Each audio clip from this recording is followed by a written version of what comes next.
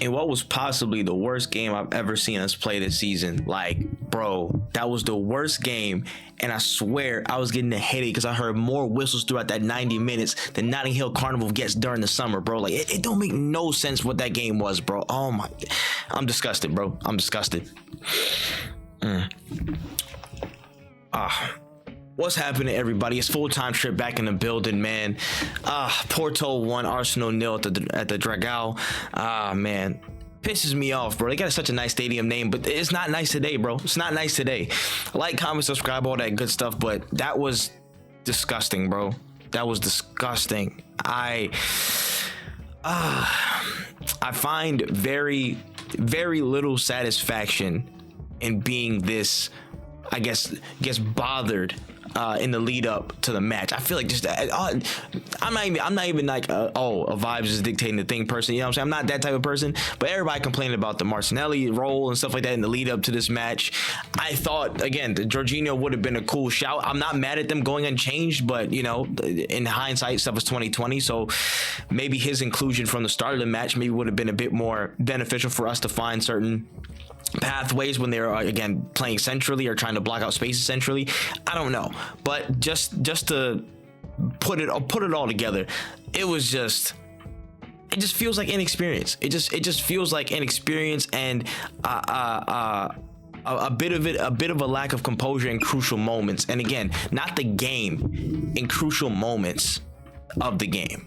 And that's what's annoying, because from a creativity standpoint, again, you have to credit one, how Porto set up. Again, just a really fucking devious mid block, and you know they were cutting off so many areas. They were pressing from there, pressing very heavy on the wings, double marking. Again, the lot. It's a Champions League night. You're not gonna expect anything less from a team that's in, you know, this point of the group stage of the knockout rounds. I mean, unless they're like, you know, a random team that City get every year, so they can advance with pretty much ease. So it's tough. It's tough because again, they set up very well. They were very, very aggressive, but we managed to control most of the game. But again, control without the chances and without the ability to finish those chances doesn't mean anything. Doesn't mean anything. Where's the dominance in that? Where's the dominance in taking the chance that you're given?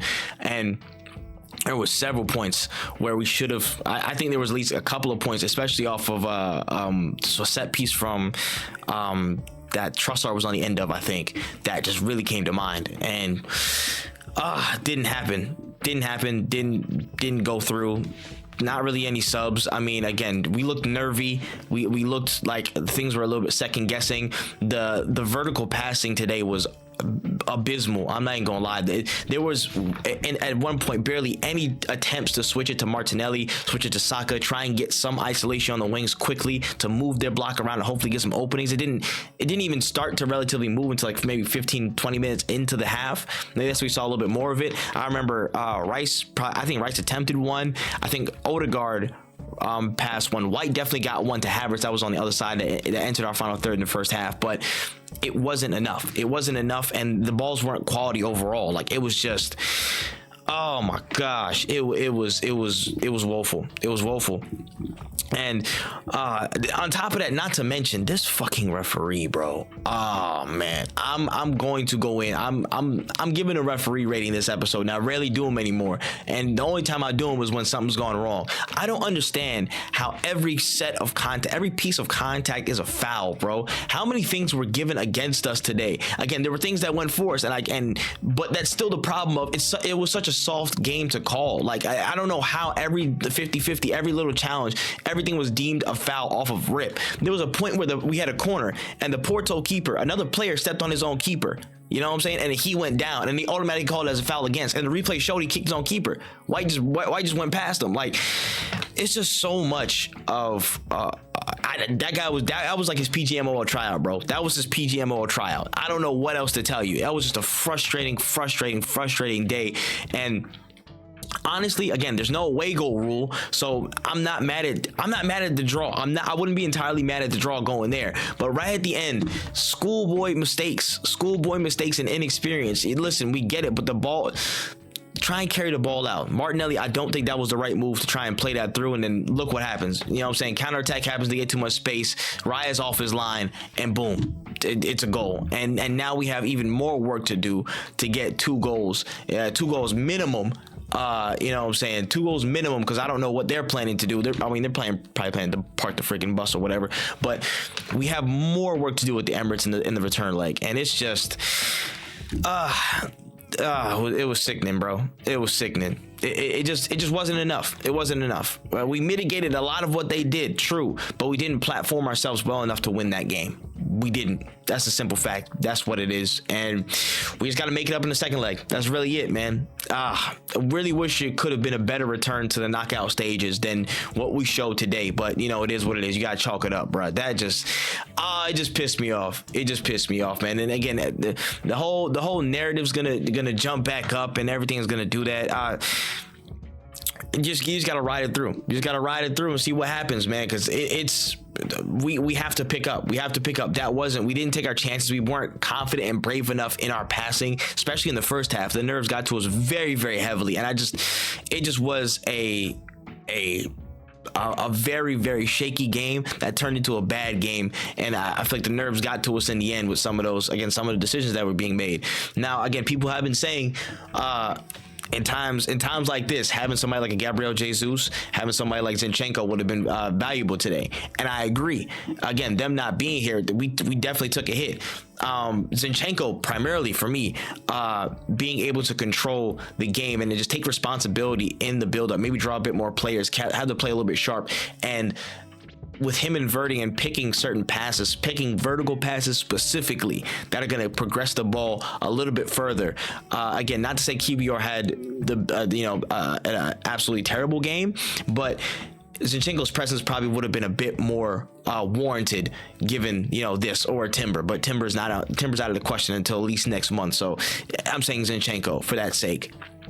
And yeah, Jesus probably would have had a bit more of a better time physically than to maybe get on the ball than Trossard did, because Trossard was like non-existent. He was Casper the Friendly Ghost today. You know what I'm saying? Like it was poltergeist. You know what I'm saying? Like it was very non-existent, and the touches that he did have, they were not quality enough. Again, the prime, it was 2 prime chances I think he had to put the ball in the back of the net. One off a corner, another one I cannot remember right now, but that was not a great cameo from him either.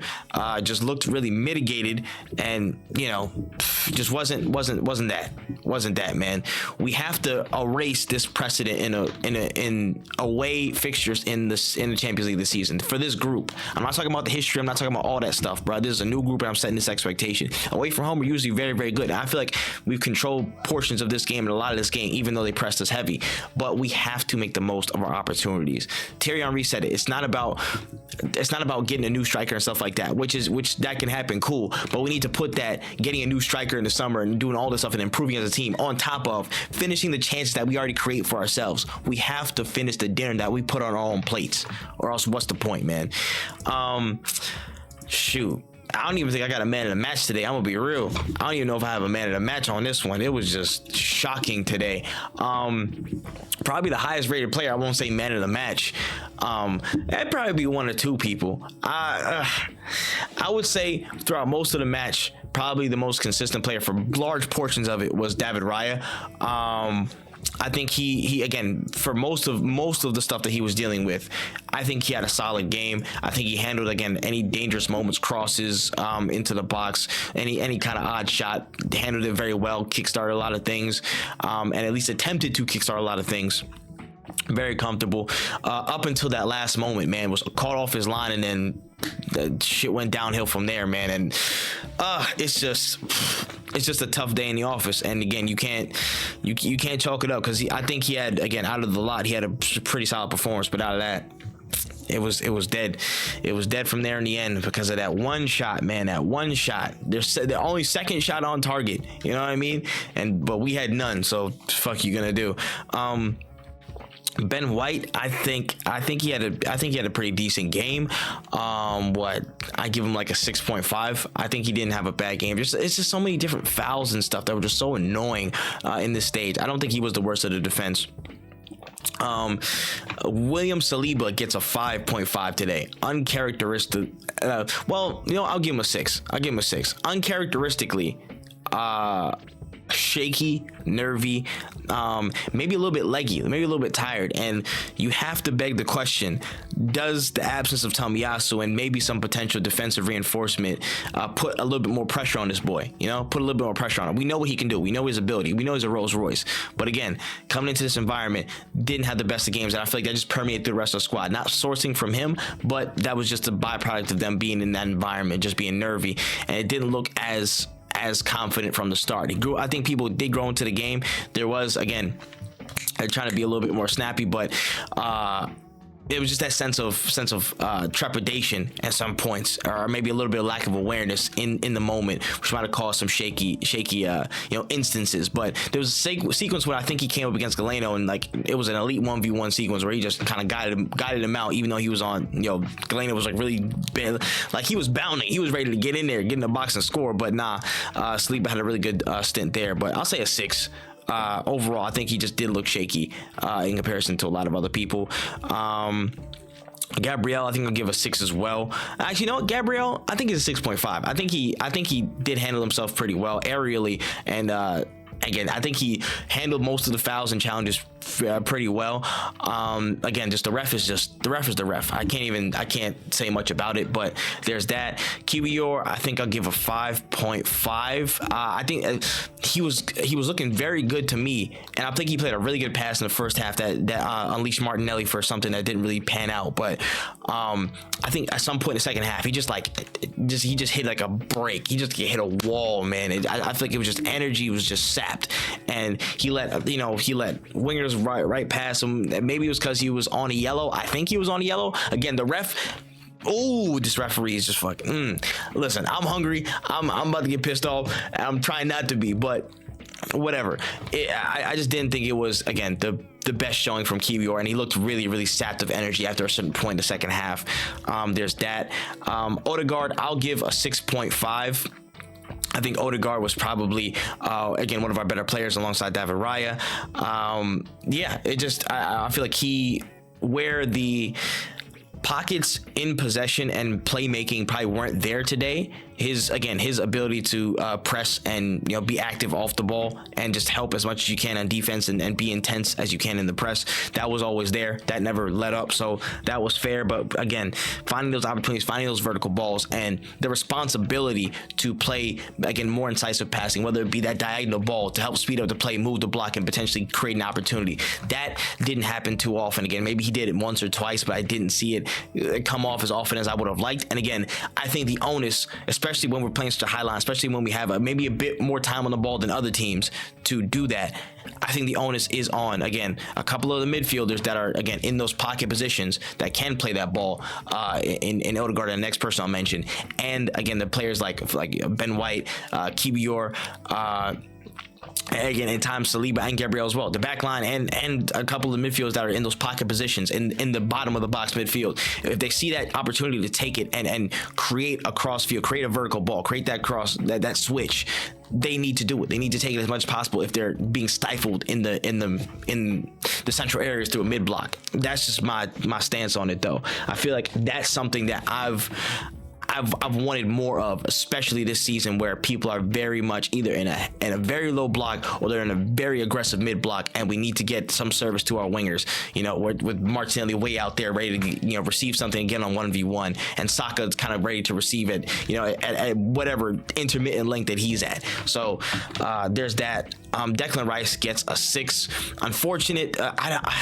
You can take the foul however you like in the first couple of minutes of the game, but that severely limits how much he's able to, again, do certain things on the ball and be a bit as a cavalier in certain challenges and whatnot. So that mitigated a bit of his play. Again, tried to do some things with the again, crossfield switches and stuff to the wingers. Didn't come off as much.